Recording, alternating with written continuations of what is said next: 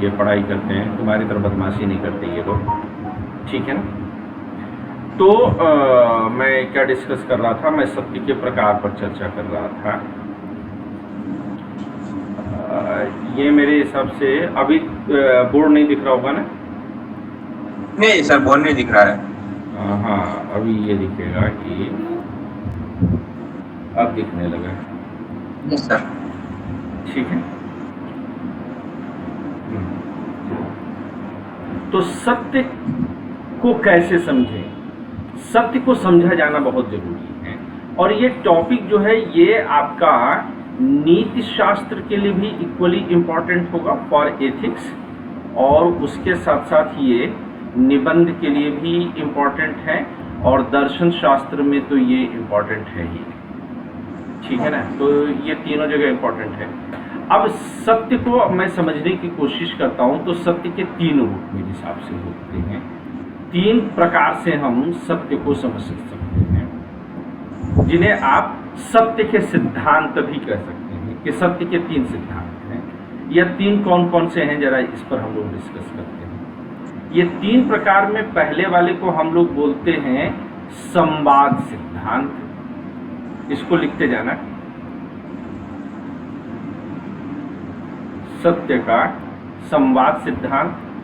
दूसरा जो है जिस रूप को हम समझते हैं वो है, ये मैं किस चीज़ का उत्तर दे रहा हूँ, क्योंकि रिकॉर्डिंग थोड़ा लेट से होगी, तो ये उत्तर इस बात का दे रहा हूँ कि धर्म ग्रंथों में हम अक्सर पढ़ते हैं, तो चाहे वो कुरान हो, बाइबल हो, वेद हो या फिर गीता हो, कई बार हम ये महसूस करते हैं कि एक बात दूसरी बात को कॉन्ट्राडिक्ट कर रही है, एक बात दूसरी बात को काट रही है, और इसी के आधार पर लोग ये नहीं समझ पाते, या फिर जो है जो मूल प्रश्न था परवेज का, कि आतंक, अगर धर्म और दर्शन मानवता की सेवा के लिए हैं, तो आतंकवादी धर्म के नाम पर फिर इतना गदर क्यों मचा करके रखते हैं। तो मेरा ये कहना है कि वो धर्म को समझते नहीं है। धर्म ग्रंथों का हम वस्तुतः ट्रांसलेशन पढ़ते हैं, हम धर्म ग्रंथों को ट्रांसलेशन के रूप में पढ़ते हैं, और जब कभी भी धर्म ग्रंथ को ट्रांसलेशन के रूप में पढ़ा जाता है तो ये एक बड़ी गड़बड़ी मचाई जाती है, ठीक है ना। एक मिनट जरा ना, ठीक है सर। योग्यता,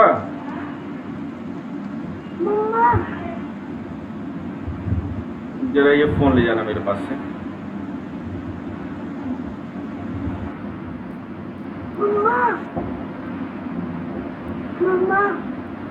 ठीक है, तो धर्म ग्रंथ को समझने में हम लोगों ने एक बड़ी बेसिक भूल की, ये शायद शुरू हो गया,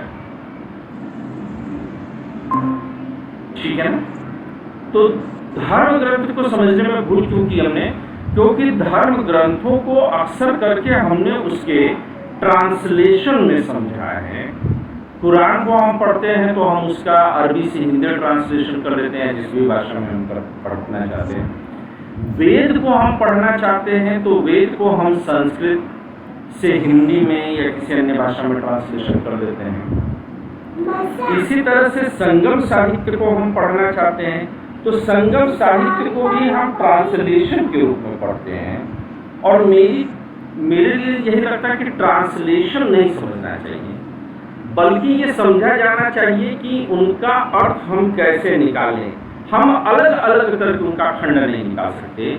तो इसलिए सत्य को समझने के लिए सत्य के तीन प्रकार के सिद्धांतों पर मैं जोर दे रहा हूँ कि सत्य वस्तुतः है क्या, और इसके लिए यानी कि थ्योरीज ऑफ ट्रूथ, सत्य के सिद्धांत। और ये जो टॉपिक मैं बात कर रहा हूँ, that will be equally important for the नीति शास्त्र, that equally will be beneficial for निबंध analysis and for philosophy also. तो it is equally important for all. तो जब हम यहाँ पर देखते हैं तो तीन प्रकार में, एक तो है सत्य का संवाद सिद्धांत, कॉरेस्पॉन्डेंस थ्योरी।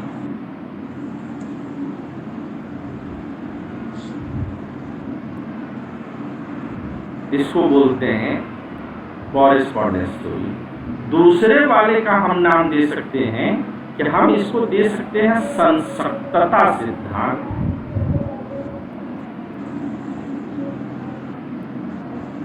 क्या नाम देंगे हम? संसक्तता सिद्धांत, या दैट इज कोहेरेंस थ्योरी। ये संसक्तता सिद्धांत हो गया। और तीसरे वाले को हम नाम देते हैं अर्थ क्रिया सामर्थ्य सिद्धांत। अर्थ क्रिया सामर्थ्य, अर्थ क्रिया सामर्थ्य को हम कैसे बोल सकते हैं? Pragmatic theory. It is pragmatic theory. तो ये तीन तरह के सिद्धांत, इसको आप व्यवहारवादी भी बोल सकते हैं कि ये व्यवहारवादी है। अब तीनों का मतलब क्या है अलग अलग, ये तीनों नोट कर लेना सत्य के प्रकार को जो है, ठीक है। सूरज, ये समझ में आया कि किस मुद्दे पर बातचीत चल रही है? Good evening sir. Very good evening. मैं अभी ज्वाइन किया सर, वो जब सत्य के प्रकार बता रहे थे तब से। हाँ, मैं वो देखा, तो मैं इसको रिकॉर्ड भी कर रहा हूँ। एक्चुअली मैं अब रिकॉर्डिंग के मूड में नहीं था कि रिकॉर्ड नहीं करूँगा और लाइव क्लासेस दूंगा, लेकिन जब मैंने देखा कि तुम लेट हो तो मैंने तब रिकॉर्डिंग जो इसको देर में ऑन की, है ना? जी सर। तो अरे मैं पढ़ा लूँ, आप रहने दो, ठीक। तो कॉरेस्पॉन्डेंस थ्योरी है, कोहेरेंस थ्योरी है और प्रैग्मैटिक थ्योरी है। What is the meaning and purpose of the correspondence theory? इसका जो है मतलब ये है कि अगर हम किसी चीज को जानना चाहते हैं कि सच है कि नहीं है, तो मैं ये कहूँ कि मेरे सामने की जो दीवार है वह सफेद रंग की है, तो अब मैं जो कह रहा हूं वो सही है कि नहीं है, ये कैसे हम जानेंगे? तो कहे कि आप अपनी आंखों से देख लीजिए। तो जब आप अपने सेंसुअल ऑर्गन से किसी चीज को एकदम सामने सामने प्रत्यक्ष रूप से देख लेते हैं तो पता चल जाता है। अब किसी से कहा कि भैया जो है वो डोसा गर्म करने वाला तवा गर्म है कि नहीं है, तो कहे कि भैया छू करके देख लीजिए। अब देखने से पता नहीं चलेगा, लेकिन वो छूने से पता चल जाएगा। तो अगर एक इंद्रिय से, एक सेंसुअल ऑर्गन से नहीं पता चलता तो दूसरे से। कहते हैं कि खुशबू कभी आ नहीं सकती है कागज के फूलों से, तो कागज के फूल सुनकर के देखिए कि खुशबू आ रही है कि नहीं आ रही है। तो ये जब हम अपने सेंसुअल ऑर्गन्स से किसी चीज को जो है, अब जो सामान्य व्यवहारिक तौर पर हम लोग सत्य को समझते हैं, कहते हैं कि आंखों देखा ही सत्य माना जाएगा, तो ये संवाद सिद्धांत है और दुनिया इसी संवाद सिद्धांत पर मुख्य तौर पर काम करती है। ये clear correspondence theory? Is that clear to all? Yes sir. अब थोड़ा दूसरा संसक्तता सिद्धांत, that is known as the coherence theory. Coherence theory या संसक्तता सिद्धांत का मतलब क्या है? इसके कहे जाने का मतलब है कि सच अपने आप में अकेला नहीं होता है, बल्कि वह एक बड़े फ्रेम का हिस्सा होता है। जैसे कि मैथ्स में एक सवाल दिया कि ये बताइए ये बात सही है कि नहीं है, तो हम उसे पहले से स्थापित जो प्रमेय होते हैं, जो सिद्धांत होते हैं, उस सिद्धांत के बीच में रखते हैं और देख लेते हैं भैया कि वो सही है कि नहीं है। तो पहले से जो एक बड़ा आवरण बना हुआ है उसमें उस बात को रख करके देखिए, वह पहले से स्थापित सत्य के साथ जा रहा है या नहीं जा रहा है। जैसे कि मैं एक बार अपने गांव में खेत से होकर के गुजरने की कोशिश कर रहा था और दूसरे एंड तक जहां तक जाना था तो वहां तक जा रहा था, तो मेरे साथ के बच्चे जो है वो कह रहे थे कि मेड़ पकड़ करके चलिए। मेड़ समझते हैं आप लोग ना, जो खेतों के किनारे बनाए जाते हैं उन्हें मेड़ बोलते हैं। तो उन्होंने बोला मेड़ पकड़ करके चलिए। मैंने कहा नहीं, खेत के बीचों बीच से होकर के चलते हैं। तो उन्होंने कहा नहीं, ये रास्ता लंबा पड़ेगा, ऐसे किनारे किनारे चलेंगे तो जल्दी पहुंचेंगे। तो मैंने उनसे कहा कि भाई ये तो पाइथागोरस का थ्योरम है कि किसी भी समकोण त्रिभुज में आधार और लंब की जो कुल लंबाई होगी वह हमेशा जो है कर्ण से ज्यादा होगी, उसके विकर्ण से ज्यादा होगी। तो इसका मतलब कि बीच से कट करके निकलेंगे तो हमें छोटा रास्ता तय करना पड़ेगा। तो अब उस बात को चल करके भी वेरीफाई अगर मैं करता और दोनों तरफ से अगर मैं चल करके वेरीफाई करता तो और हर बार रास्ता में नापता तो वो क्या होता, संवाद सिद्धांत होता। लेकिन पाइथागोरस थ्योरम के कारण अकल लगा करके मैंने पता कर लिया तो यह कैसा था, संसक्तता सिद्धांत था। इसी तरह से जब धर्म ग्रंथों के बारे में हम बात करते हैं तो धर्म ग्रंथों की बातें कैसे साबित होंगी। एक पन्ने पर कुछ लिखा होगा और दूसरे पन्ने पर कुछ लिखा होगा। आप एक का उदाहरण लेकर के कहिए कि नहीं यही वाली बात सही है, यही बात सही है, यही बात सही है, तो अब आप गलती कर रहे हैं। क्यों? क्योंकि आप उसकी संपूर्णता को नहीं समझना चाहते हैं। ट्रांसलेशन जो लोग पढ़ करके बड़े हुए हैं, एक बार मैं देखा कि कोई एक मौलवी साहब थे और वो ये समझाने की कोशिश कर रहे थे कि हिंदू धर्म ग्रंथों में कहाँ कहाँ क्या क्या गलत लिखा है। तो मैं उनको ये समझने की कोशिश कर रहा था कि देखिए ये तो आदमी पहले से ही जो है गलत साबित करने के बैठे हैं। क्या हिंदू धर्म ग्रंथों में इनको 10 बातें सही नहीं मिली होंगी? इसी तरह से आप जो है हिंदू कुछ जो है राजनीतिक धर्म गुरुओं को देख लीजिए, वह इस्लाम में जो है कमियां खोजने पर लगी रहती हैं। अब जैसे कि इसका एक उदाहरण मैं देता हूँ, नूपुर शर्मा का वो बयान जिसमें कि उन्होंने जो है सल्लल्लाहु अलैहि वसल्लम मोहम्मद साहब पर जो है कुछ टिप्पणी की थी। मैंने सही बोला ना परवेज? ऐसे बोलते हैं ना? हाँ, यस सर। हाँ, तो वो किसी भी नबी का नाम लेने के पहले जो है इस तरह से लगा करके बोलते हैं, जैसे हम लोग श्री वगैरह लगाते हैं। ये करेक्ट है परवेज? नहीं सर, उनके नाम से जैसे कि सल्लल्लाहु अलैहि वसल्लम, उनका पूरा नाम है मोहम्मद सल्लल्लाहु अलैहि वसल्लम, ऐसा। अच्छा, उनका पूरा नाम है, मुझे किसी ने इसका उल्टा बताया था। तो ठीक है, चलिए। अब हजरत मोहम्मद साहब पर उन्होंने जो है एक टिप्पणी की। अब उनको पूरे इस्लाम में उन्होंने सिर्फ एक पर्टिकुलर घटना लिया और उसको उन्होंने चस्पा दिया, जबकि उसकी परत संपूर्ण व्यवस्था को समझने के बाद ही कही जा सकती थी, अन्यथा नहीं कही जा सकती। और सबसे पहली बात कि तुम अपना तो समझ लो, दूसरे का समझने में तुमको क्या मजा है। और उसके पहले जो है नूपुर शर्मा के पहले कोई एक मौलवी साहब थे जिनको लगा कि शिवलिंग जो है वो भगवान पुरुष का जो है लिंग है, जननेंद्रिय है।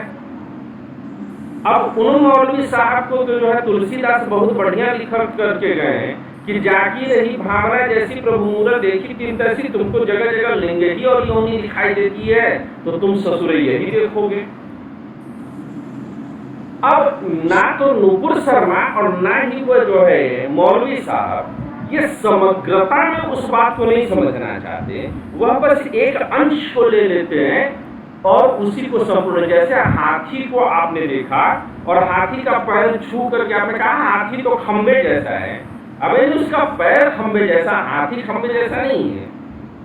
तो संसक्तता सिद्धांत कहता है कि कोई भी बात, जैसे ज्योमेट्री के थ्योरम हुए, बीजगणित के सिद्धांत हुए, ये आप छू करके, सूंघ करके, सुन करके आप नहीं साबित करेंगे। वह एक अपने जो है बड़े प्रमेय का हिस्सा है जिनमें की छोटी चीजें अपने आप साबित होती चली जाएंगी। संसक्तता समझ में आई? Yes sir. सूरज? जी सर, जी सर। तो कोहेरेंस थ्योरी क्या है ये भी हम समझ गए और कॉरेस्पॉन्डेंस थ्योरी क्या है हम ये भी समझ गए। तो अब तीसरा क्या है, प्रैग्मेटिक। तो यहां पर मैं वो कर दूं कि जो धर्म से संबंधित बातें हैं उनको आप कॉरेस्पॉन्डेंस, ये नहीं कि क्या गलती करते हैं कि लाइए हम दिखाते हैं कि रामायण के बालकांड में 36वें श्लोक में या 36वें दोहे में ये लिखा, लाइए हम आपको दिखा दे रहे हैं। अरे नहीं कमबख्त, जब तुम इसको बात कर रहे हो तो वह संवाद सिद्धांत है, वह सत्य नहीं है कि 36वें दोहे में क्या लिखा है। वह तभी समझ में आ जाएगा जब रामायण को पूरी समग्रता में समझोगे। अभी हम लोग कल से वेद पढ़ेंगे, कल से वेद शुरू करेंगे। तो वेद का मतलब भी क्या है कि वेद को क्या आप वेद पढ़ करके समझ लेंगे, ट्रांसलेशन कैसे समझ लेंगे? नहीं भैया, नहीं मुन्ना, आप वेद को, वेद का ट्रांसलेशन पढ़ करके नहीं समझ पाएंगे। ट्रांसलेशन भी करेंगे जगह जगह, बट आप नहीं समझ पाएंगे। ठीक है, आप लेट जाओ। हाँ, आप ट्रांसलेशन से नहीं समझ पाओगे, क्योंकि प्राचीन भारतीय इतिहास भी आप पढ़ रहे होंगे तो ये कहा गया कि वेदों को समझने के लिए वेदांग बनाए गए। 6 वेदांगों की चर्चा मिलती है, जिनमें वो आपका व्याकरण, निरुक्त, कल्प, छंद, ज्योतिष वगैरह आता है। अब ज्योतिष भी उसमें शामिल है। वेद की व्याख्या तब तक संभव नहीं है जब तक कि आप ज्योतिष भी ना समझ जाइए, जब तक कि आप संपूर्ण तरीके से व्याकरण को ना समझते हो, जब तक कि आप निरुक्त को ना समझते हो और बाकी हिस्सों को ना समझते हो। लेकिन आपने तो कहा कि हम पेज नंबर 3 पर वेद में इस श्लोक में यह बात लिखी गई है, चलिए दिखा दें आपको। तो मुन्ना आपके बस की बात नहीं है, क्योंकि आपने वह संवाद सिद्धांत पढ़ा है जो कि दुनिया की ऐसी चीजों के बारे में जिनको कि छू करके, देख करके, सुन करके, महसूस करके बताया जा सकता है। धर्म ग्रंथ ऐसे नहीं है। धर्म ग्रंथ एक बृहत्तर हिस्सा है, और जब तक कि उसके पूर्व से पश्चिम, उत्तर से दक्षिण संपूर्णता में, समग्रता में नहीं समझा जाएगा, तब तक धर्म ग्रंथ नहीं समझा जाएगा।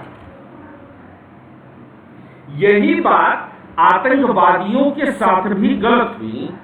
क्यों धर्म के नाम पर वह आतंक फैला रहे हैं?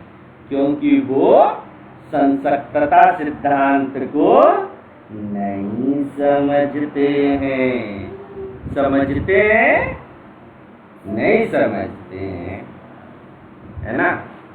आज हमारी बिटिया रानी भी बैठी हैं, हमारा उनको थोड़ा बहुत क्लास समझा रही है। तुम सूरज भैया से मिली? और सूरज भैया से मिला दे, आजा सूरज भैया से मिलाए। सूरज भैया वीडियो क्या, ये देखो सूरज भैया, हाय कर दो सूरज भैया को। ये देखो सूरज भैया, जय कर दो सूरज भैया को, जय। आवाज वगैरह निकल नहीं रही, तुम सब फंस गई है। भैया भैया बोलो। भैया अंकल नहीं है ना। आवाज एकदम बहुत, मतलब आज तो समझो कि ये हुआ था कि इनको शाम तक हम एडमिट कराएंगे, पर भगवान की दया कि बच गए हम लोग। क्या दिक्कत क्या हुई थी सर? इसको ये पूरा अंदर जो है सीने में जकड़न है, आवाज तो निकल रही है, बने के बड़ी टाइट आए आवाज है। इनके तो कुछ बनाए ना रील्स वगैरह, शॉर्ट वीडियोस, तो ये पूरा अंदर से जकड़न है। इसके फीवर 104.5 तक पहुंच गया था। सर तो एक बार डॉक्टर से दिखवा लीजिए। डॉक्टर ही देख रहा है भैया। और ये क्या हो गया था कि ये दवा लेने से मना करती थी, ये दवाई नहीं ले रही थी। तो अब ये हुआ कि या तो ब्रिज चढ़े, वो भी बहुत आसान काम नहीं है क्योंकि उसमें भी कूदेंगे बहुत जोर से, नेबुलाइजर वगैरह देना था। लेकिन शाम तक आते आते इन्होंने थोड़ा सा कोऑपरेट किया। जब दवा गई है तब जो है थोड़ा सा रिलीफ जो फील कर रही है, पर ये कि मुझको छोड़ के जाने के लिए तैयार नहीं है। इनको तो इस बात नहीं थी कि मैं ये ऊपर कपड़ा भी पहनूं। तो मैंने कहा चलो आज हमारे साथ वेद पढ़ाओ, वेद। ठीक है, अब भैया लोग को पढ़ा दें, पापा पढ़ा दें। हाँ ठीक है। तो अब यही जो संसक्तता सिद्धांत है, कोहेरेंस थ्योरी है, यही है कि धर्म ग्रंथों की वास्तविक अर्थ को ये बताएंगे जब उसको संपूर्णता में समझेंगे। अब आतंकवाद पर जो लोग जा रहे हैं, जो लोग उसका दुरुपयोग कर रहे हैं कि यहाँ पर ये चीज लिखिए चलो दिखा दें, वो वहीं से धर्म ग्रंथों को सही ढंग से न समझ पाने के कारण, और धर्म ग्रंथों को ट्रांसलेशन के जरिए नहीं पढ़ा जा सकता है। ठीक है, अब इसका एक बड़ा बढ़िया उदाहरण भी मैं आप लोग को दूं। एक बार डिबेट कंपटीशन हुआ लखनऊ में, मैं भी उसमें शामिल हुआ, और बड़े बड़े नारीवादी थे, और वर्तमान भारत में नारी विमर्श पर चर्चा होनी थी। हर किसी का पॉइंट यही था कि आप जो है वो तुलसीदास का पॉइंट लेकर के सभी कूद रहे थे कि ढोल गंवार शूद्र पशु नारी सकल ताड़ना के अधिकारी। तो ढोल गंवार शूद्र पशु नारी सकल ताड़ना के अधिकारी, तो लोगों ने ताड़ना को शिक्षा शब्द में कन्वर्ट किया। तो कहे कि नहीं साहब, तो कुछ लोगों ने जो है पहले उस पर आरोप लगाया कि ढोल गंवार शूद्र पशु नारी सकल ताड़ना के, अरे देखो देखो देखो तुम्हारे राम कैसे हैं, वो तो जो है उनके रामचरितमानस में लिखा जाता है कि ढोल गंवार शूद्र पशु और नारी ये सब मार खाने के योग्य हैं। तो कुछ लोगों ने कहा कि नहीं नहीं, यहाँ पर ताड़ना का मतलब मारना नहीं है, शिक्षा है, तुम गलत समझ लिए। मुझे बड़ी दिक्कत हुई, मैंने कहा कि नहीं, ये संपूर्णता और समग्रता में समझिए। पहली बात यह कि रामायण में ये बात राम नहीं बोल रहे हैं, ये बात बोल कौन रहा है? ये बात बोल रहे हैं आपके समुद्र, जो स्वभाव से खारा है।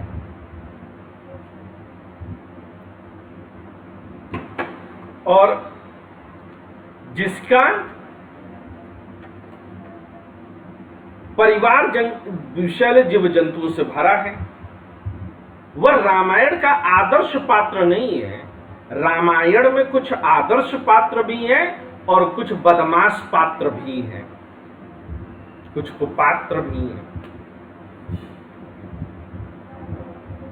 समुद्र ऐसा पात्र बनाया गया है कि स्वयं ईश्वर उसके सामने आकर के हाथ जोड़ के प्रार्थना करते हैं कि भैया रास्ता दे दो, और वह रास्ता देने को तैयार नहीं है। और तब जब भगवान क्रोधित हो करके उसका अस्तित्व समाप्त करने चले हैं, तो अपनी जान बचाने के लिए लच्छेदार बात कर रहा है।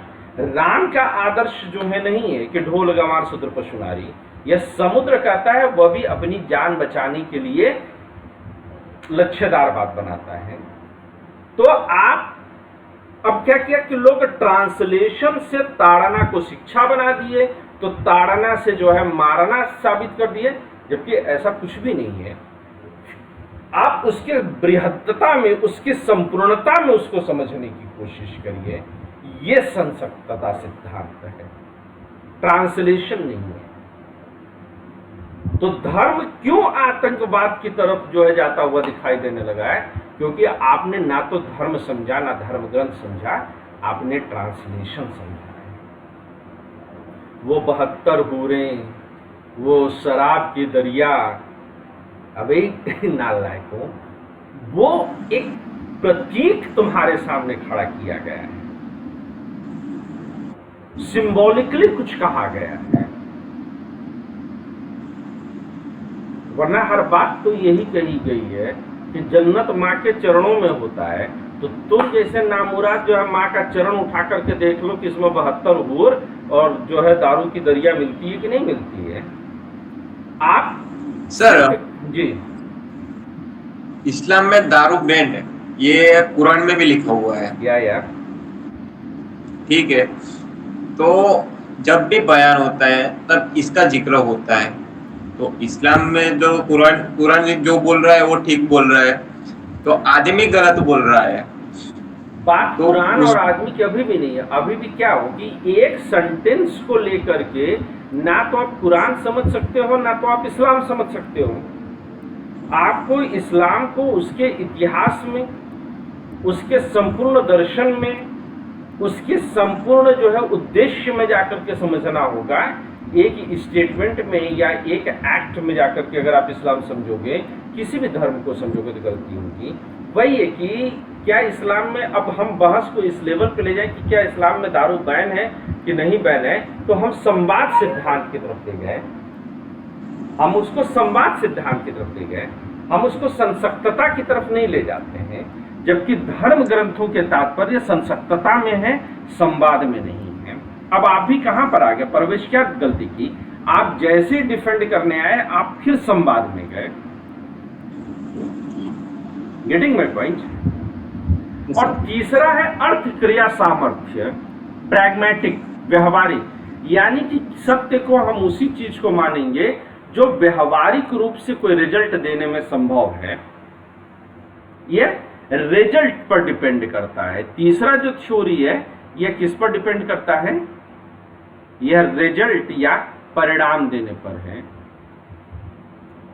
पानी अगर मेरी प्यास बुझा दे, एक गैलन में, एक ऐसा गैलन रखा हुआ है, इसमें कोई चीज रखी हुई है, ऐसे से कहे कि ये क्या, ये पानी है कि नहीं है, तो कहे अगर प्यास बुझ जाए तो पानी है, प्यास ना बुझे तो पानी नहीं है।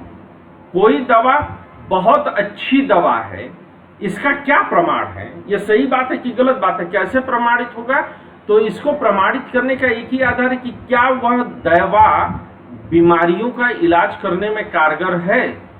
तो ये तीसरा वाला है व्यवहारिक अर्थ क्रिया सामर्थ्य। हम जानते हैं कि विज्ञान के जितने भी प्रयोग हैं, विज्ञान के जितने भी थ्योरम हैं, वो सब के सब प्रैग्मेटिक हैं, खासतौर से चिकित्सा विज्ञान के। तो धर्म ग्रंथों ने यहां पर गलती की, और यही वजह है कि दर्शन और धर्म को अलग अलग किया जाना बहुत जरूरी है। और इसीलिए पिछली क्लास में हम लोगों ने दर्शन और धर्म के मध्य संबंध कहां पर है, इस बात को समझने की कोशिश की थी। आज इसी प्रक्रिया को और आगे बढ़ाते हैं और यह समझने की कोशिश करते हैं कि दर्शन और धर्म के मध्य भेद क्या है। आज क्लास मुझे थोड़ी बड़ी लेनी थी, पर मैं एक्चुअली उतनी बड़ी लूंगा नहीं, क्योंकि इनकी दवा वगैरह अभी भी मुझे करानी है, और आप इनकी स्थिति देख रहे हैं कि मेरे बगैर ये हिलेंगे नहीं। तो एक गुरु और एक पिता दोनों का रोल मुझे एक साथ निभाना है, और मुझे उम्मीद है कि आज रात की दवा ले लेंगे, हैं? कोई बात नहीं। हाँ, तो मैं आज दर्शन और धर्म में भेद, इस बिंदु पर जो है अपने आप को सीमित करूंगा। मैं चाहूंगा कि आप लोग लिखिए जरा।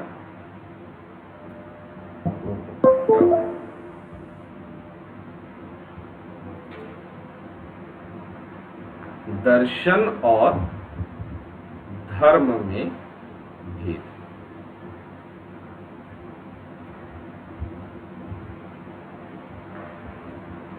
और वैसे भी बेहतर रहेगा कि वेद जो है कल से शुरू किया जाए। और डन, ठीक है। जरा लिखिए, आप लोग सीधे सीधे लिखिएगा कि दर्शन की उत्पत्ति जिज्ञासा से होती है। ये पहला पॉइंट वाइज करके लिख लेंगे हम लोग। ये एग्जाम में आने की संभावना है इसके, ये एग्जाम का बड़ा हॉट टॉपिक होता है। और खास तौर से जब हम लोग धर्म दर्शन पढ़ते हैं, तो यानी कि जो सेकंड पेपर आप लोग का आएगा उसमें ये जो है प्रश्न पूछा जा सकता है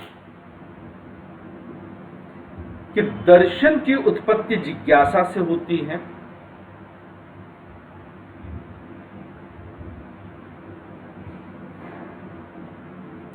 मनुष्य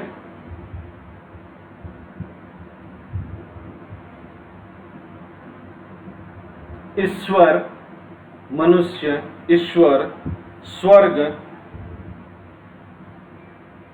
नरक, पुनर्जन्म आदि विषयों को जानना चाहता है।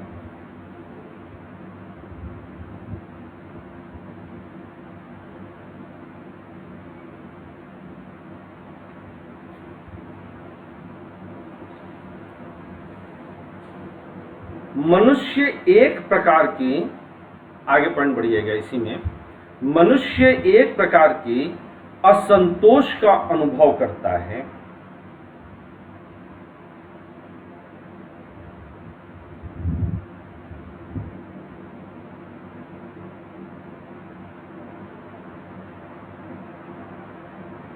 मनुष्य एक प्रकार के असंतोष का अनुभव करता है। इसलिए जे.एस. मिल ने बड़ा खूबसूरत लिखा है कि एक संतुष्ट मनुष्य होने के अपेक्षा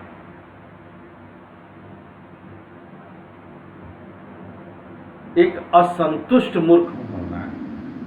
एक संतुष्ट, फिर से नहीं, इसको लिखना क्या नाम है? बस यहीं तक लिखिएगा, मैं तो ऐसे बताने लगा था कि मनुष्य एक प्रकार के असंतोष का अनुभव करता है।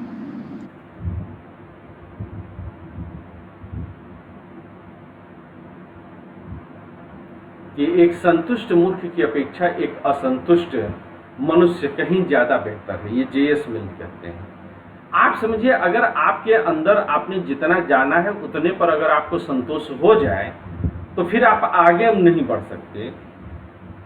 इसलिए वह असंतोष, वह डिससैटिस्फैक्शन, वो बहुत जरूरी है। इसी में जरा पॉइंट पढ़िएगा। दर्शन ज्ञान की पिपासा है। दर्शन ज्ञान की पिपासा है। पिपासा का मतलब प्यास है। दर्शन ज्ञान की पिपासा है, प्यास है। जिस दिन ये प्यास बुझ गई उस दिन ज्ञान समाप्त हो जाएगा। जबकि धर्म की उत्पत्ति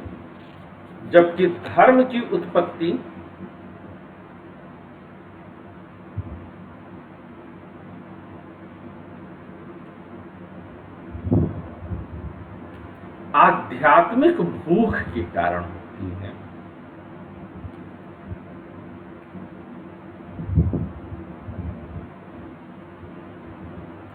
धर्म की उत्पत्ति आध्यात्मिक भूख के कारण होती है।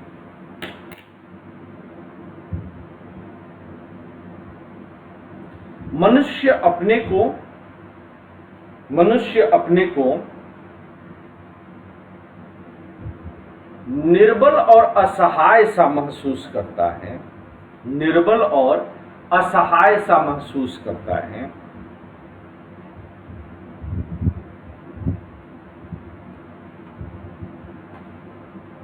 वह देवी देवता आदि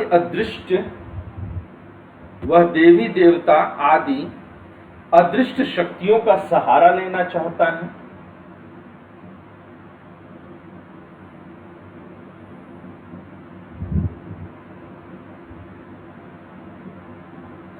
अगोचर शक्तियों से संबंध जोड़कर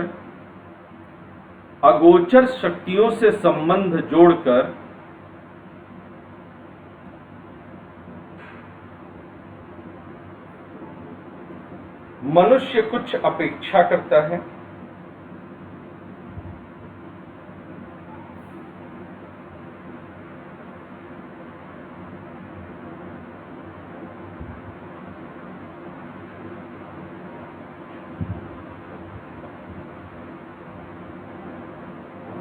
मनुष्य कुछ अपेक्षा करता है। अगोचर शक्तियों का मतलब क्या है? गोश शब्द का मतलब क्या है? पहले इसमें समझिए, गोश शब्द का अर्थ क्या है? कोई बताएगा गोश शब्द का मतलब वो क्या समझता है? मित्र है? मित्र फ्रेंड। गोविंद गोपाल, तो गोपाल मित्र कैसे? तो ये गाय, गो का मतलब गाय नहीं होता। अगर गो शब्द का मतलब गाय होता तो फिर गोस्वामी तुलसीदास के पास बहुत सारी गायें होनी चाहिए थी। है सूरज? तो नाम कैसा है? नहीं, गोस्वामी नाम नहीं है। जैसे गोपाल गोस्वामी ये नाम नहीं है, ये उपाधियां हैं। गोश शब्द का मतलब गाय नहीं होता है। गोश शब्द का मतलब होता है इंद्रियां। तो गोपाल कौन है? गोपाल वह नहीं है जिसने गाय पाल रखी हैं। गोपाल वह है जिसने इंद्रियों को अपने वश में कर रखा हो। गोस्वामी तुलसीदास गोस्वामी इसलिए नहीं है कि गाय पाल रखी हैं, बल्कि गोस्वामी इसलिए है क्योंकि उन्होंने अपने इंद्रियों का स्वामी हो गए हैं। वह अपनी मतलब समोसा देख करके जीभ लपलपाती नहीं है, नियंत्रण में है। सिनेमा देख करके आंखें ललचाती नहीं है, नियंत्रण में है। तो गोस्वामी या गोपाल का मतलब एक ही है कि जिसने अपने इंद्रियों पर विजय पा ली। तो गोश शब्द का मतलब क्या हुई? इंद्रियां हुई। तो गोचर का मतलब कि इंद्रियां जिनको जान सकती हैं, जिन माध्यमों में चल सकती हैं। या गोचर का मतलब कि जहां इंद्रियों की पहुंच नहीं है। जहां इंद्रियों की पहुंच नहीं है मतलब ज्ञानेंद्रियों की पहुंच नहीं है, कर्मेंद्रियों की पहुंच नहीं है। यानी कि ऐसे विषयों के बारे में हम बात कर रहे हैं जो न देख सकते हैं, जिनको न सुन सकते हैं, जिनको न महसूस कर सकते हैं, न सूंघ सकते हैं, न चख सकते हैं, न जहां तक पहुंच सकते हैं। अगोचर है। जैसे आत्मा, ईश्वर, यह अगोचर है। अब जैसे ये लोग अगोचर मानते हैं, मैं ईश्वर को अगोचर नहीं मानता। मुझे लगता है कि अगर आपने मुझसे कभी ये पूछे कि सर क्या आपने ईश्वर को देखा है कभी, तो मेरा जवाब होगा बिल्कुल देखा है। और सच कहूं तो जितना स्पष्ट तौर पर मैंने ईश्वर को देखा है, उतना स्पष्ट तौर पर मैंने अपने जीवन में कुछ भी नहीं देखा है। मैंने तो जब देखा है बस ईश्वर ही देखा है। लेकिन यहां पर जब ये कह रहे हैं तो ये भिन्न अर्थ में कह रहे हैं। भिन्न अर्थ में कह रहे हैं क्यों? क्योंकि इनके लिए वो चीजें अगोचर हैं। तो अब लाइन पढ़िए, देखिए जरा आपसे मैच खा रही है। अगोचर शक्तियों से संबंध जोड़कर, तो अगोचर शक्तियां समझ में आई कौन सी होंगी? जी सर। अगोच शब्द का मतलब समझ में आया है आज? जी सर, जी सर। तो गौ शब्द का मतलब गाय है।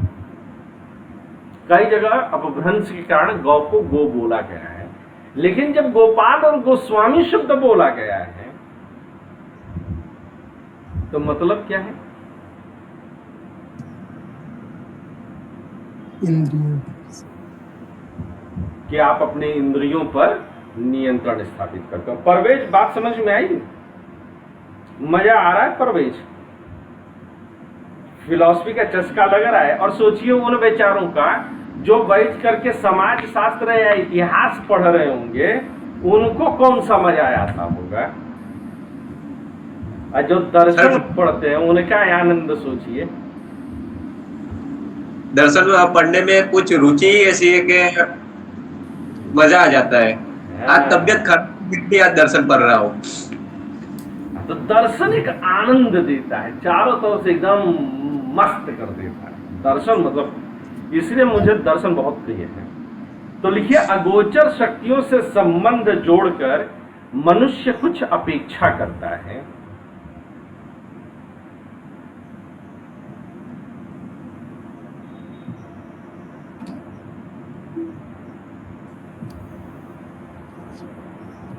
और यह अपेक्षा ही उस आध्यात्मिक भूख को जन्म देती है।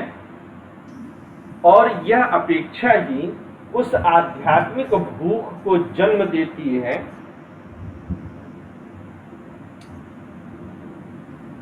जिससे धर्म की उत्पत्ति होती है।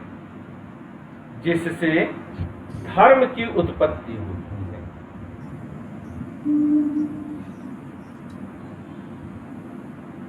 जिससे धर्म की उत्पत्ति होती है। अब आध्यात्मिक शब्द का अर्थ क्या है? आध्यात्मिक शब्द का अर्थ है अधिधनयात्मिक, यानी कि आत्मा ही जिसका विषय हो वही आध्यात्मिक है। आत्मा को जानना। और आत्मा कैसा? क्या आत्मा को आप इंद्रियों के जरिए जान सकते हैं? आत्मा को चख सकते हैं? आत्मा को सूंघ सकते हैं? आत्मा को देख सकते हैं? नहीं साहब। तो यह कैसा है? अगोचर है। क्लियर है? दूसरा पॉइंट लिखे जरा, दर्शन और धर्म का भेद। पहला वाला पढ़ करके देखिए, एकदम क्लियर हो गया आप लोगों को।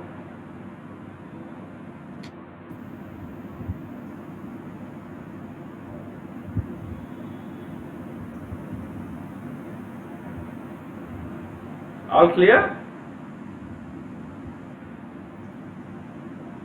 दर्शन आध्यात्मिक क्या आवाज कट रही है यार तुम्हारी? सूरज, तुम चाहो तो मुझे फोन करके भी बता सकते हो। मुझे फोन कर दो, मैं तुम्हें सुन लूंगा। Okay sir. आवाज कट रही है तो तुम फोन कर दो मुझे। फोन पकड़ाना भाई जरा मेरा।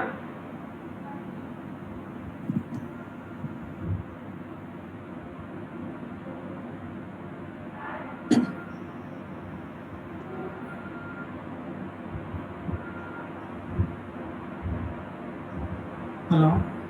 हाँ हाँ सूरज बोलो। जिसमें मुझे लगता था कि आध्यात्मिक भोग के कारण धर्म की उत्पत्ति होनी चाहिए। हाँ नहीं नहीं, ये बड़ा बढ़िया सवाल है। जो आपका प्रसंग है कि आपको ये लगता है कि आध्यात्मिक भोग के कारण दर्शन उत्पन्न होना चाहिए, तो दर्शन का विषय सिर्फ आध्यात्म ही नहीं है ना।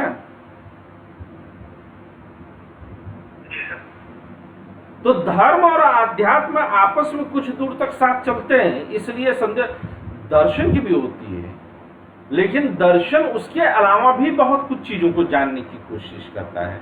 क्या शुभ है, क्या अशुभ है, क्या करना चाहिए, क्या नहीं करना चाहिए, यह भी तो दर्शन का ही विषय है। हम कुछ आधार वाक्यों को लेकर के हम कोई निष्कर्ष की प्राप्ति कैसे कर सकते हैं, यह भी तो जानना है ना। तो यहाँ पर जब वह ज्ञान के रूप में, आध्यात्मिक खोज जब ज्ञान के रूप में प्रकट होने लगता है, तो वह धर्म होते हुए भी दर्शन का अंग बनता है, इसलिए हम उसे धर्म दर्शन तब कहते हैं। तो दर्शन व्यापक है और धर्म छोटा सा है, परंतु धर्म और दर्शन का एक ऐसा भी हिस्सा है जहां पर दोनों अलग अलग हैं। आध्यात्मिक खोज के दौरान हम कुछ बातों पर टिक जाते हैं कि नहीं साहब, हमने जान लिया तो हमने जान लिया। मुल्ला ने शिवलिंग का अर्थ जान लिया, अनूपुर शर्मा ने जो है मोहम्मद साहब को जान लिया, और जब अपने जानने के दावे को उन्होंने जो है लेकर के कट्टरता पूर्वक बैठ गए, तो वह केवल धर्म में हो सकते हैं, अब वह दर्शन में नहीं है। तो दर्शन कट्टर नहीं होता है, धर्म कट्टर हो सकता है। धर्म अंधविश्वासी हो सकता है, धर्म रूढ़िवादी हो सकता है, दर्शन नहीं हो सकता है। दर्शन स्वभाव से ही सहज है, शांत है, विचारमग्न है, आनंदमय है। वह तो सदा सर्वथा सतचित आनंदमय है। इसलिए आप किसी दर्शन शास्त्र के पढ़ने वाले को देख लीजिए, किसी दर्शन शास्त्र के रसिक को, किसी दर्शन शास्त्र के रसिया को, उसके प्रेमी को देख लीजिए, साहब लगे आग बावरी घर में वह मस्त मौला ही मिलेगा। कबीर को देख लीजिए, कबीर दार्शनिक स्वभाव है। तो दर्शन ज्ञान के प्रति प्रेम के कारण उत्पन्न हुआ है, और धर्म अपने साथ अंधविश्वास और रूढ़वादिता की भी लक्षणों को लेकर के चलता है। चलिए दूसरा पॉइंट में मैं इसको और क्लियर करता हूं, ठीक है, फोन काट रहा हूं, दूसरे पॉइंट में इसको और क्लियर करता हूं।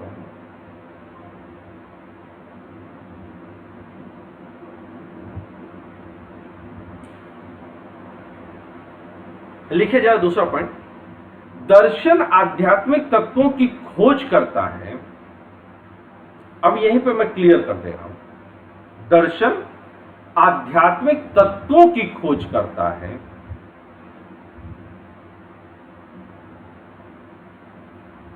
तो धर्म आध्यात्मिक मूल्यों की खोज करता है। यह दूसरा पॉइंट हम लोग लिख रहे हैं। अब आध्यात्म और आध्यात्म दर्शन में भी है, लेकिन जब दर्शन में आता है तो दर्शन में यह तत्व खोज पर रहता है, और जब आध्यात्म धर्म का विषय बनता है तो यह मूल्य की खोज करता है। अब कुछ क्लियरिटी आई सूरज? जी सर, अब क्लियर है सर। दर्शन आध्यात्मिक तत्वों की खोज करता है, तो धर्म आध्यात्मिक मूल्यों की खोज करता है।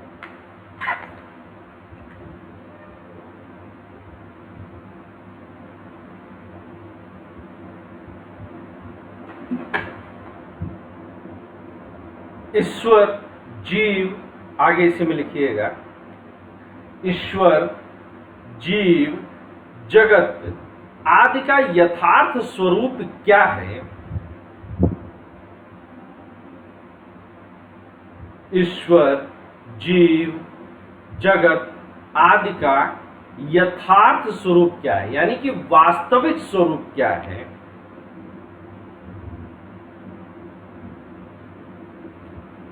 यह दर्शन के विषय है, यह दर्शन के विषय है।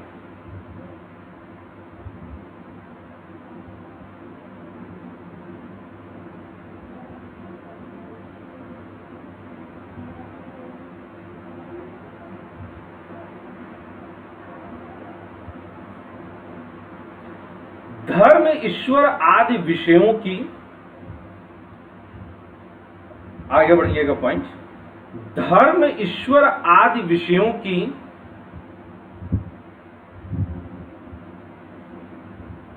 धर्म ईश्वर आदि विषयों की मानव के लिए उपयोगिता पर बल देता है।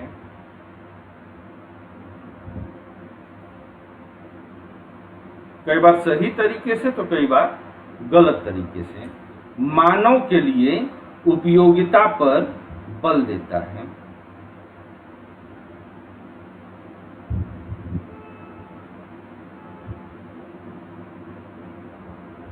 दर्शन के लिए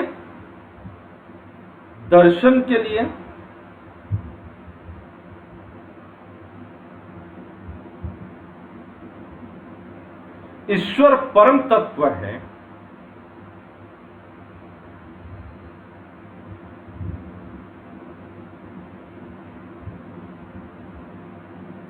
दर्शन के लिए ईश्वर परम तत्व है,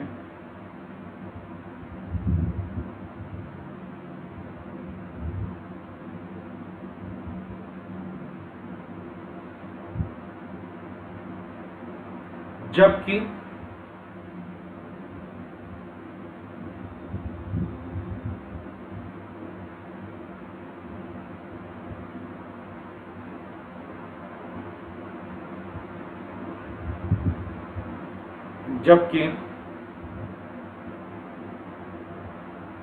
धर्म के लिए ईश्वर परम मूल्य है, जबकि धर्म के लिए ईश्वर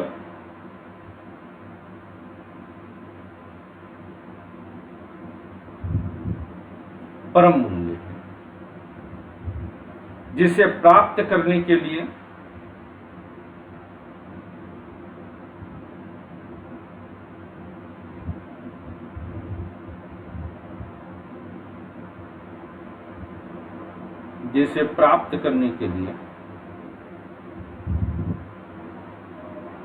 मनुष्य हर संभव प्रयास करता है।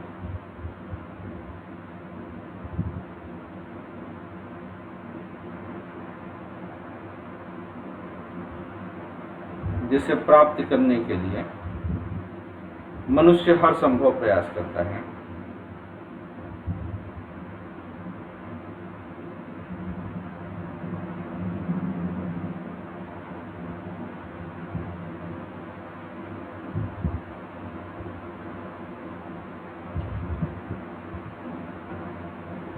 ईश्वर के स्वरूप का निर्देश करना, ईश्वर के स्वरूप का निर्देश करना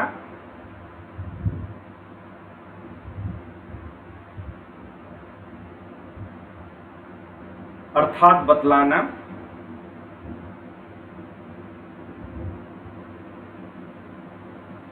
दर्शन का कार्य है।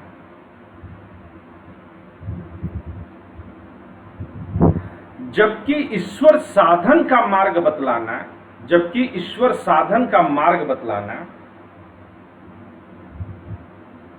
धर्म का कार्य है।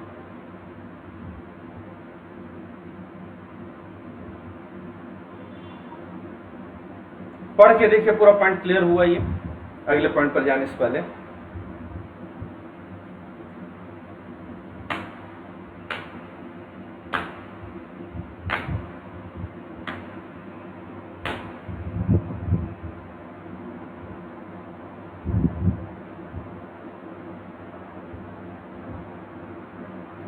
अगला पॉइंट जरा बढ़ाइएगा,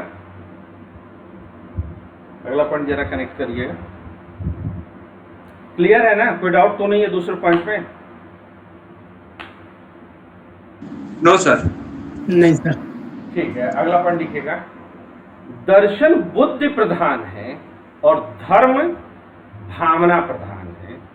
दर्शन बुद्धि प्रधान है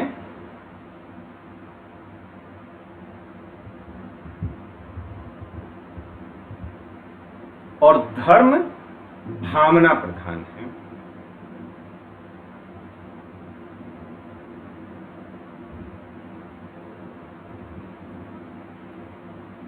अब देखिए, तो अगर आप जो है दर्शन पढ़ते हैं तो दर्शन में आपको साहित्य का भी मजा आएगा।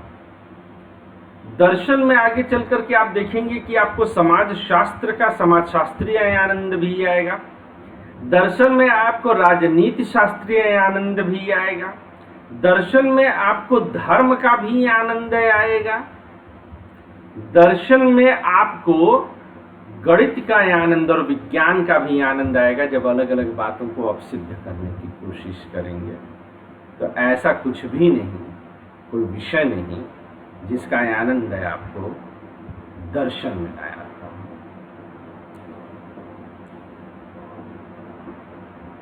दर्शन बुद्धि प्रधान है और धर्म भावना प्रधान है। दर्शन में तर्क का महत्व है, दर्शन में तर्क का महत्व है और धर्म में आस्था का। सर ये लिखना है अभी? हाँ, दर्शन में तर्क का यहां से लिखना है आपको। तीसरा पॉइंट बना रहे हैं हम लोग। दर्शन बुद्धि प्रधान है और धर्म भावना प्रधान है। परवेश को दिक्कत हो गई कि सर समझा रहे हैं कि लिखवा रहे हैं? नहीं सर, मेरे ये लिखा दर्शन धर्म प्रधान है, अपने बुद्धि प्रधान है और धर्म भावना प्रधान है, पर उसके आगे का आपने जो बोला वो मेरे को लगा समझा रहे थे, इसीलिए। दर्शन में तर्क का महत्व लिख लीजिए। ये पॉइंट, ये लाइन डालने से अच्छे मार्क्स उठेंगे। दर्शन में तर्क का महत्व है जबकि धर्म में आस्था का महत्व है।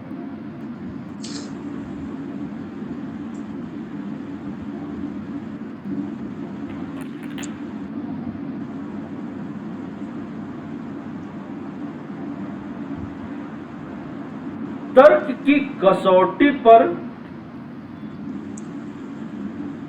यह बहुत इंपॉर्टेंट लाइन है, डबल इन्वर्टेड कॉमा में डाल करके लिखिएगा इसको। मैं खुद इसको लिखता हूं, आप इसको लाइन क्या है ये, तर्क की कसौटी पर धार्मिक तथ्यों को परखना दर्शन का कार्य है, परंतु तर्क से अगम्य रहस्यात्मक अनुभूति को बतलाना धर्म का कार्य है। इस तरह से दोनों की प्रक्रिया में अंतर है। मैं लिखता हूं इसको, तर्क की कसौटी पर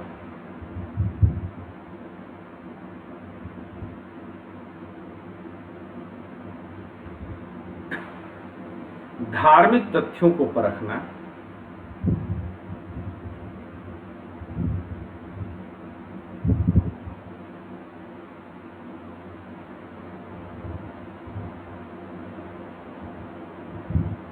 दर्शन का कार्य है।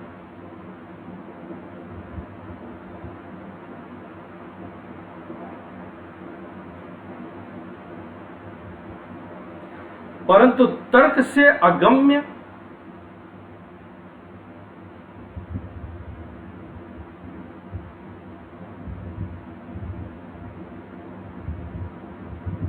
रहस्यात्मक अनुभूति को बताना। अगम्य का मतलब जहां तक जाया न जा सके, गम्य मतलब जाया जा सके, अगम्य मतलब जाया ना जा सके। तो अगम्य रहस्यात्मक अनुभूति को बतलाना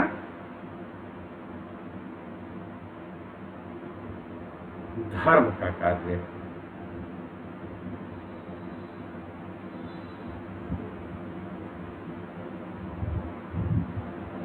दोनों की प्रक्रिया में अंतर है।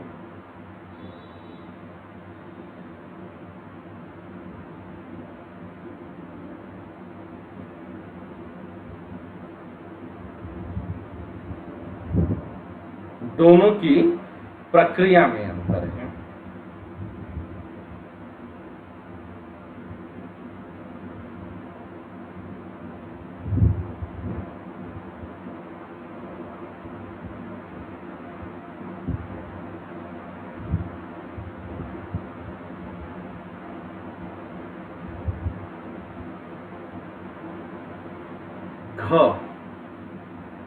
चौथा पॉइंट,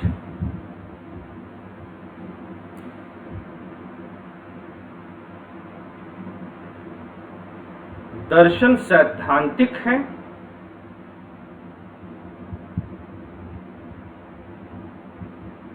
और धर्म व्यवहारिक।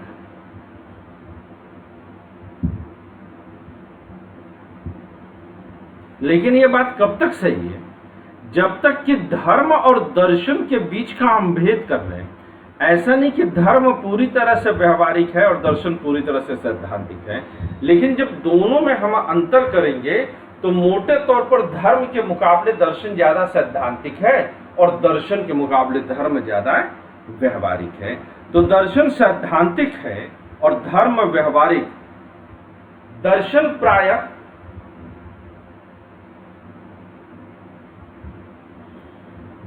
प्रायः जीवन दर्शन न होकर, दर्शन प्रायः जीवन दर्शन न होकर तत्व दर्शन होता है। यानी कि किसी भी चीज का मूल क्या है उसको समझना। यह तत्व का मतलब किसी भी चीज के मूल को समझना। तो दर्शन प्रायः जीवन दर्शन न होकर के तत्व दर्शन होता है। दर्शन को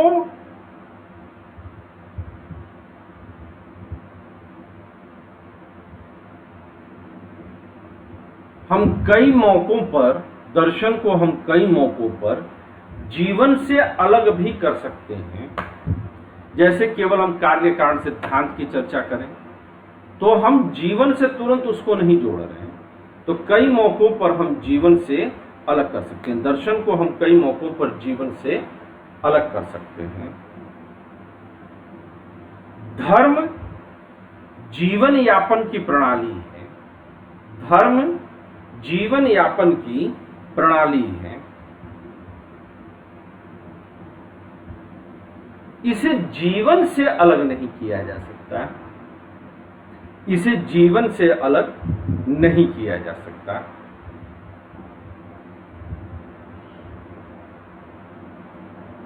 मनुष्य अपनी धार्मिक मान्यताओं के अनुसार, आगे लिखेगा इसी में, मनुष्य अपनी धार्मिक मान्यताओं के अनुसार जीवन यापन करता है।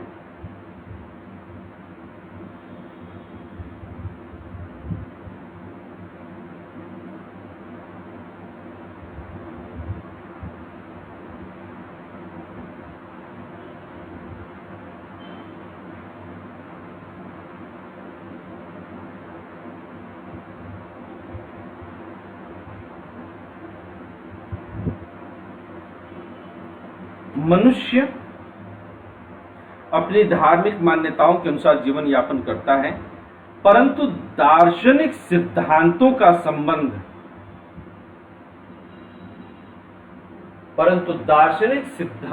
संबंध प्रायः हमारी जीवन शैली से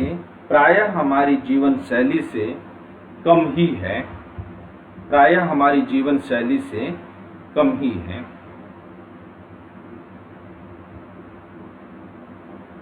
उदाहरण के लिए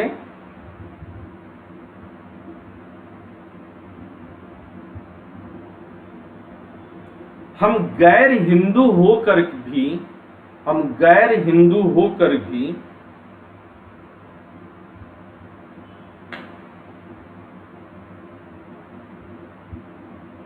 यह हिंदू शब्द नहीं सही यहाँ पर, क्योंकि हिंदू होना अगर मैं इस तरह से मान लूंगा तो कई व्याख्याओं को गड़बड़ कर दूंगा। आप लिखिए, हम गैर ईसाई होकर के भी, हिंदू की जगह ईसाई कर दीजिएगा, हम गैर ईसाई होकर के भी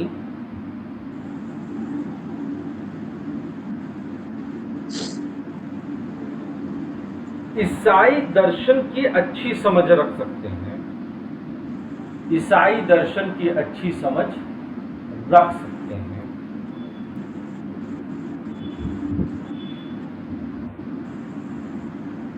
परंतु ईसाई हुए बगैर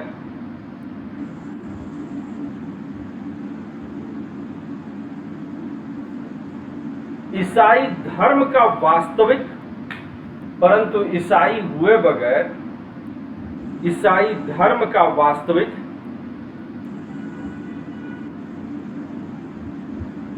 रसास्वादन नहीं कर सकते।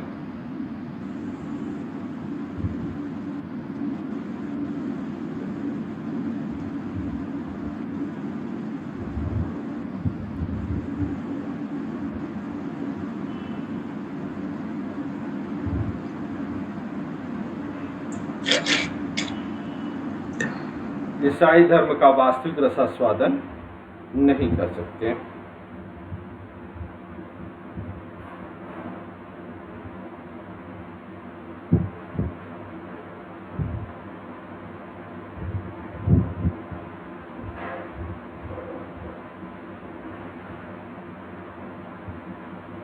अगला पॉइंट बढ़ाइएगा।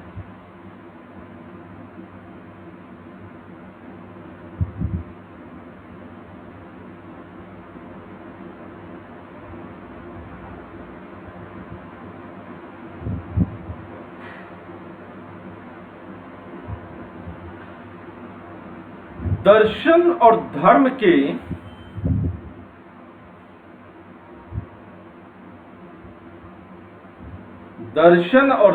के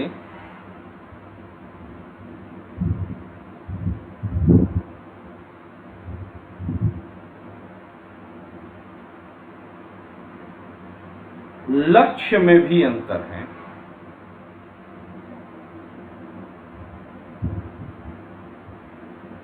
दर्शन मुख्यतः ज्ञानात्मक है। आजा पाओ पास आजा, हाँ आजा। दर्शन मुख्यतः ज्ञानात्मक है यह परम तत्व के यथार्थ ज्ञान पर बल देता है। यह परम तत्व के यथार्थ ज्ञान पर बल देता है। यह 5वां पॉइंट लिख रहे हैं ना आप लोग? Yes sir. हाँ, जहां बात समझ में ना आवे वहां मुझे टोकिएगा। यह परम तत्व के यथार्थ ज्ञान पर बल देता है, जबकि धर्म का लक्ष्य परम तत्व को प्राप्त करना है।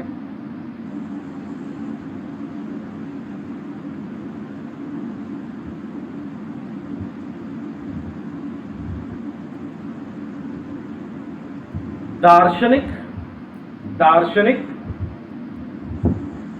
तर्क वितर्क का प्रयोग कर, दार्शनिक तर्क वितर्क का प्रयोग कर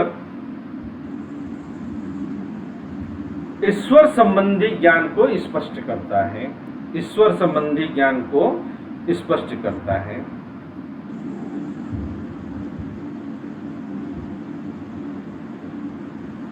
जबकि धार्मिक व्यक्ति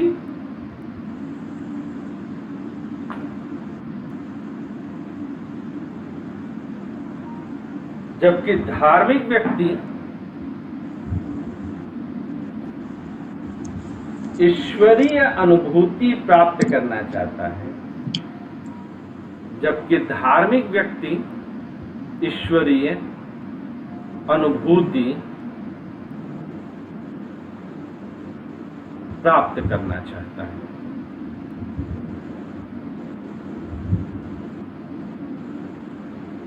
जबकि धार्मिक व्यक्ति ईश्वरीय अनुभूति को प्राप्त कर, वह ईश्वर को ही प्राप्त कर लेना चाहता है। एक्चुअली वह ईश्वर प्राप्ति के विभिन्न साधन, यानी कि धार्मिक व्यक्ति वह ईश्वर प्राप्ति के विभिन्न साधन जैसे कर्म, भक्ति, ज्ञान आदि पर बल देता है।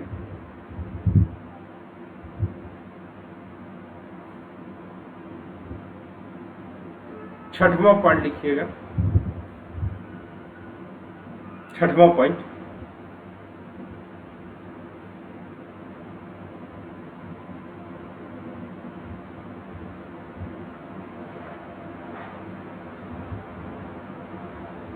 दर्शन का क्षेत्र धर्म की अपेक्षा अधिक व्यापक है। दर्शन का क्षेत्र धर्म की अपेक्षा अधिक व्यापक है।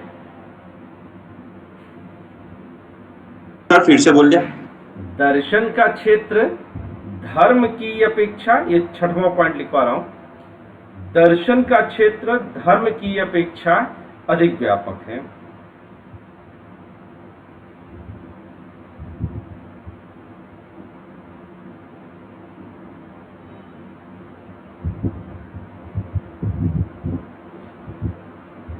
वस्तुतः संसार के सभी विषय, वस्तुतः संसार के सभी विषय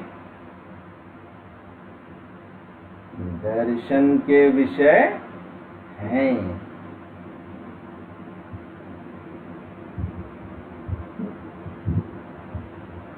संसार के सभी विषय दर्शन के विषय हैं।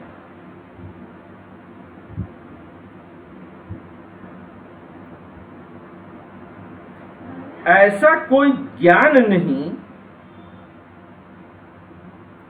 ऐसा कोई ज्ञान नहीं जिसका कोई दर्शन न हो।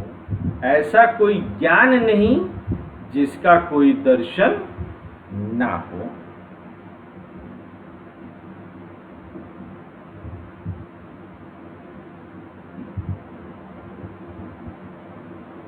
परंतु दर्शन की अपेक्षा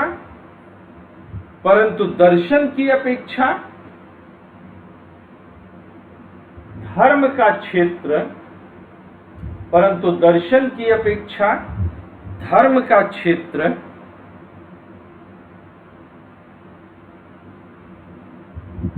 काफी संकुचित है।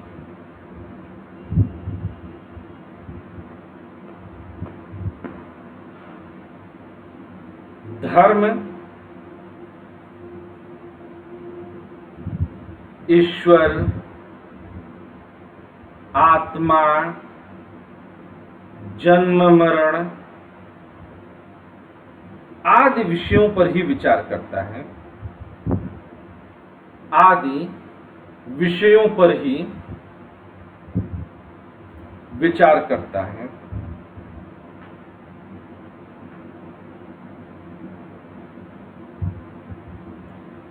अब यहीं पर एक बढ़िया लाइन मैं आप लोग को देता हूं, आगे बढ़िएगा। संसार के बहुत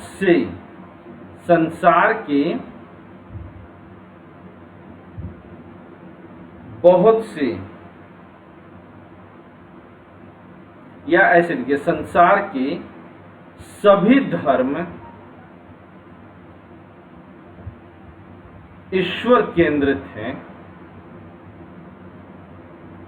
संसार के सभी धर्म ईश्वर केंद्रित हैं, परंतु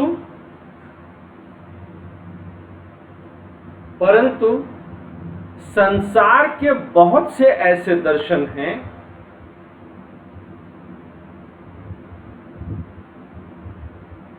जो ईश्वर मुक्त हैं, परंतु संसार के ऐसे बहुत से दर्शन हैं जो ईश्वर मुक्त हैं।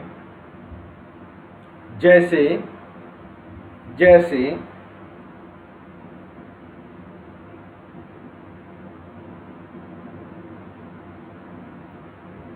चार्वाक दर्शन,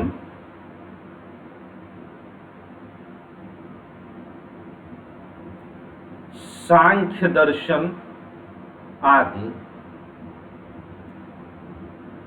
यावत् जीवेत सुखं जीवेत ऋणं कृत्वा घृतं पिबेत। आगे चल करके पढ़ेंगे हम लोग कि जब तक जियो सुख पूर्वक जियो, कर्ज लेकर के भीगे पियो, भस्मीभूत हो जाने वाली यह शरीर फिर कहाँ प्राप्त होने वाली है। इसमें ईश्वर की उपासना, ईश्वर की पद्धति पर चार्वाक दर्शन बात ही नहीं करता, और जल्दी ही चर्चा करेंगे, लेकिन अभी यहीं तक रहिएगा। जैसे चार्वाक दर्शन, सांख्य दर्शन आदि वास्तव में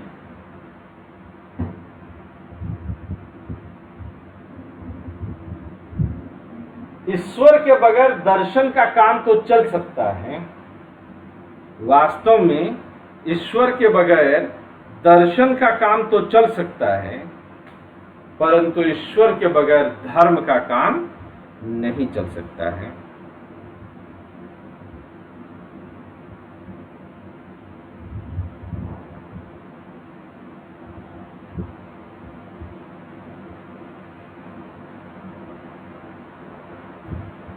ठीक है ना बात यहां तक?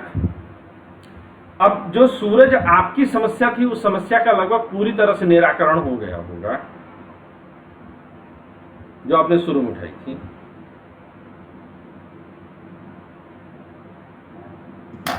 जी सर, वो समस्या का निराकरण इसमें मुझे लगा आध्यात्मिक भूख का भौतिकवादी आध्यात्मिक भूख लिख दिया जाता तो ज्यादा सही होगा।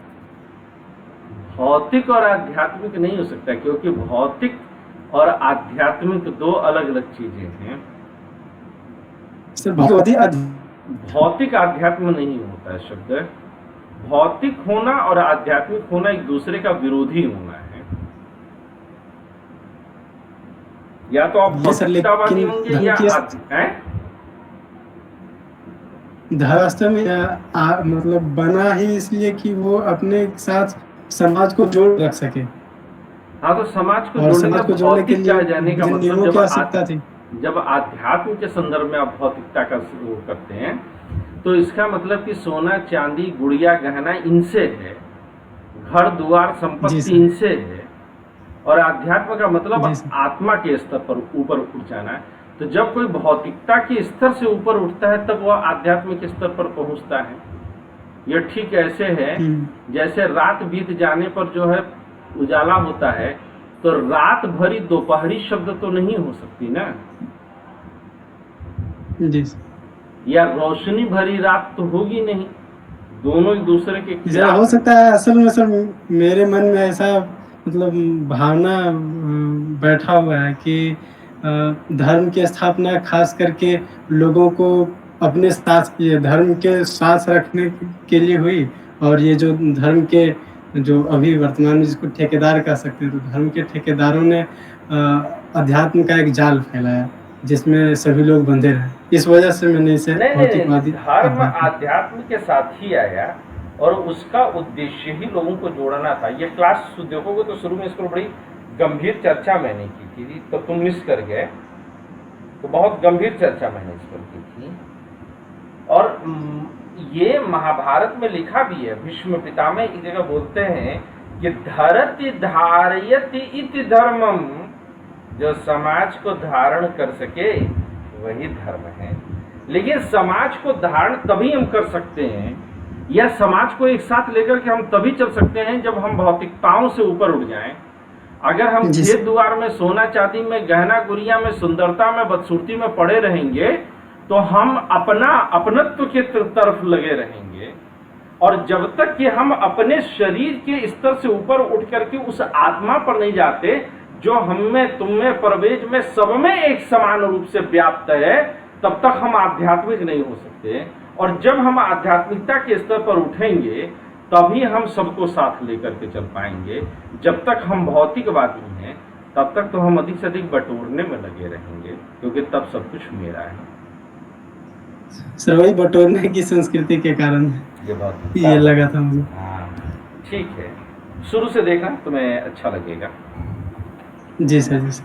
अगला पॉइंट जरा लिखेगा, दार्शनिक विषयों के अध्ययन में, दार्शनिक विषयों के अध्ययन में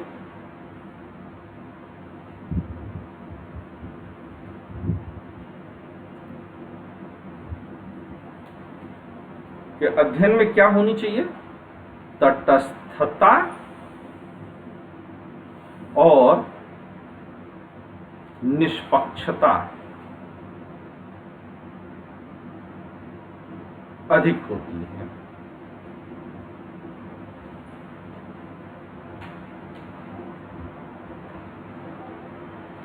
जबकि धार्मिक विषयों के अध्ययन में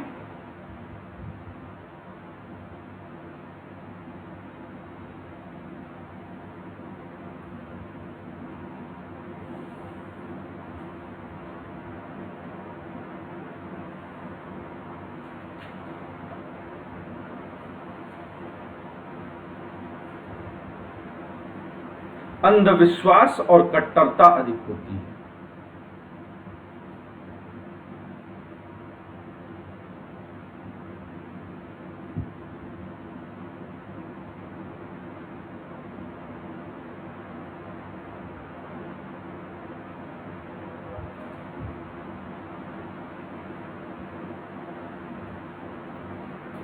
यही कारण है कि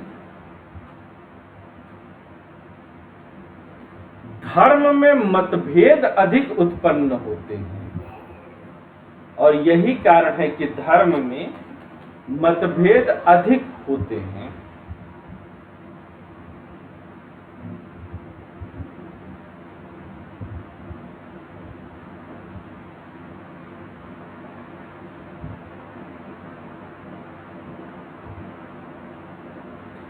धार्मिक विश्वास इतने प्रबल होते हैं कि प्रायः वे धार्मिक विश्वास इतने प्रबल होते हैं कि प्रायः वे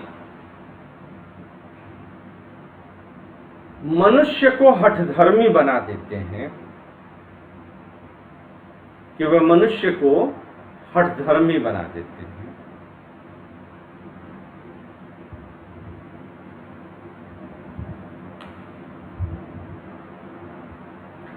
परंतु दर्शन के क्षेत्र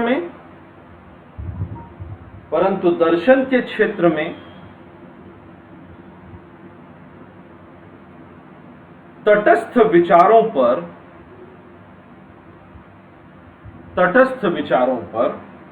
अधिक बल दिया जाता है।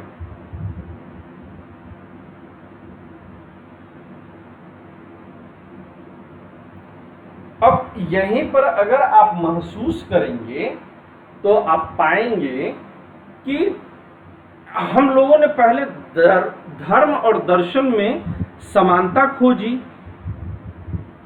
कि नहीं खोजी हम लोगों ने?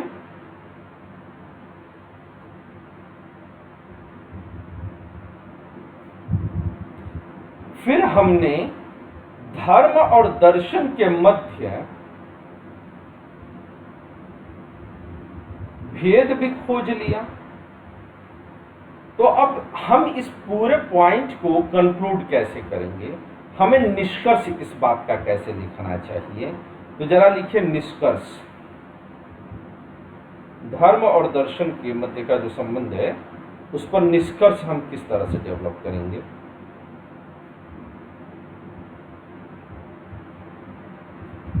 तो 4-5 लाइन में छोटा सा एक निष्कर्ष मैं आप लोग को लिखवा दूं। लिखा है, हेडिंग डाला आप लोगों ने, निष्कर्ष। वस्तुतः धर्म और दर्शन एक दूसरे के पूरक हैं। वस्तुतः धर्म और दर्शन एक दूसरे के पूरक हैं।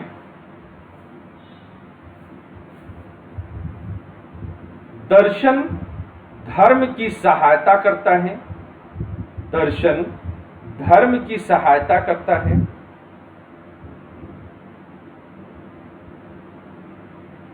और धर्म दर्शन की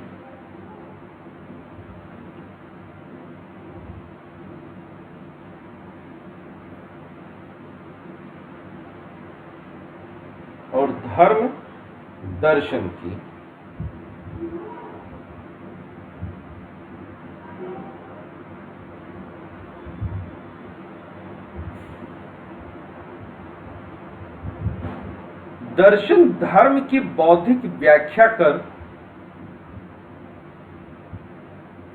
दर्शन धर्म की बौद्धिक व्याख्या कर धर्म को प्रगतिशील बनाता है।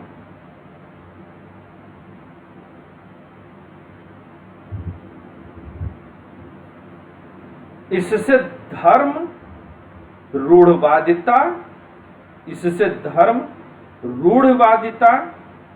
और अंधविश्वास से ग्रसित नहीं हो पाता।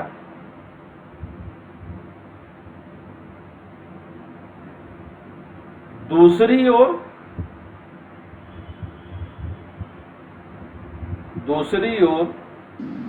सर रूढ़वादिता के बाद रूढ़वादिता और अंधविश्वास से ग्रसित नहीं हो पाता है और अंधविश्वास से ग्रसित नहीं हो पाता।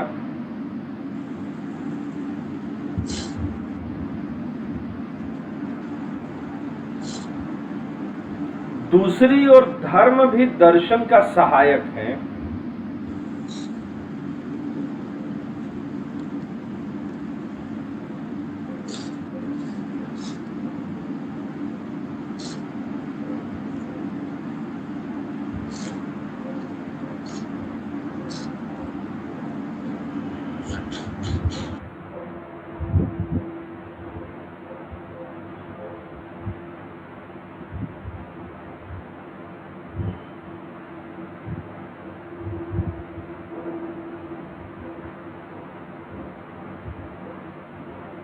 धर्म के कारण ही दर्शन के शुद्ध बौद्धिक सत्य धर्म के कारण ही दर्शन के शुद्ध बौद्धिक सत्य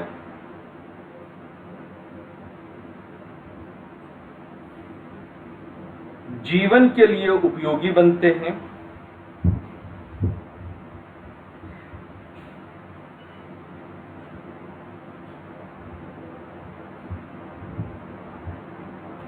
जीवन के लिए उपयोगी बनते हैं।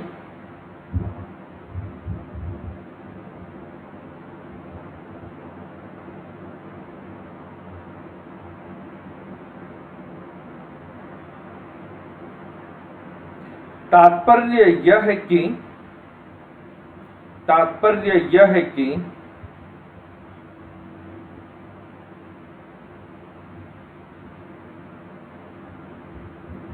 धर्म दर्शन को व्यवहारिक बनाता है। कि धर्म दर्शन को व्यवहारिक बनाता है, इसलिए कहा जाता है कि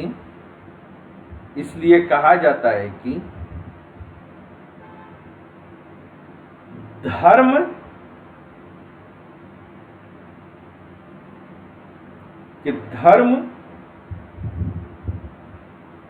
दर्शन का व्यवहारिक पक्ष है, कि धर्म दर्शन का व्यवहारिक पक्ष है,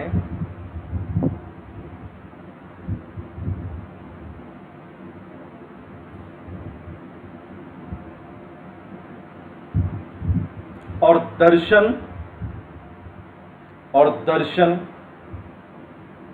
धर्म का सैद्धांतिक पक्ष है, और दर्शन धर्म का सैद्धांतिक पक्ष है।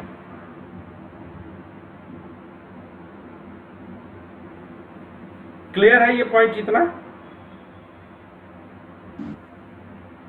Yes sir. तो इस तरह से हम लोगों ने समग्रता में इसको देखा, समझा। और अब कल जो है हम लोग टाइमिंग में अभी से जो है डिक्लेयर नहीं करूंगा, क्योंकि कल वो बिटिया की तबीयत पे ही डिपेंड करेगा। क्लास होगी, लेकिन वो हम 7 बजे से शुरू कर पाएंगे कि 8 बजे से, ये हम कल ही अब बता पाएंगे। सर एक क्वेश्चन था, एक शब्द समझ में नहीं आया, पट्टधर्मी मतलब? पट्टधर्मी नहीं होता, वो हठ धर्मी होता है। Sorry sir. हठ, बच्चे हठ करते हैं ना आपके घर में? हट यानी आवाज? हठ, जिद। सब्जेक्ट? हठ मतलब जिद, ठीक है ना? Yes sir. तो हठ धर्मी का मतलब जिद्दी होना, जिसका गुण हठ करना और जिद्दी होना। और क्लियर? Yes sir. तो सूरज? जी सर, क्लियर है सर। क्लियर है। तो कल से हम लोग वेद की व्याख्या पर चर्चा करेंगे। हालांकि वेद डायरेक्टली एग्जाम में आने की संभावना बहुत कम है, लेकिन पीसीएस एग्जामिनेशंस में पूछा जा सकता है, इसलिए हम वेद से शुरू करेंगे। वेद, उपनिषद, गीता और उसके बाद 4 वाक् दर्शन। तो कल हम लोग वेद शुरू करेंगे और वेद समाप्त भी करेंगे, ठीक है? तो तब तक खुश रहिए, मस्त रहिए, आबाद रहिए, जिंदाबाद रहिए।